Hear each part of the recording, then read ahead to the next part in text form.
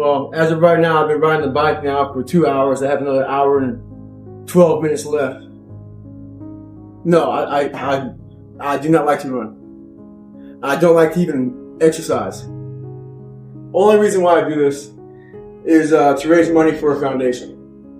And the only way for me to raise money, I can do it, different ways, like car washes or whatever. But people respond to people suffering. People respond to pain, so you got to do painful things. I'll run about 10 to 15 miles. I don't have a pacer. Takes me probably about an hour and a half to 2 hours, whatever I'm doing.